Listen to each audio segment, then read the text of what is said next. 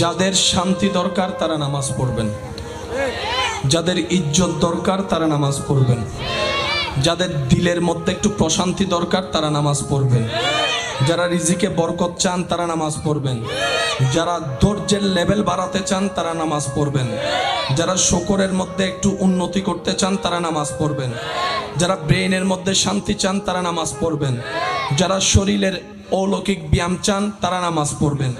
যারা রবের রহমতের চাদরের নিচে থাকতে চান তারা নামাজ পড়বেন, যারা জান্নাতে নিজের ঘর হওয়া স্বপ্ন দেখছি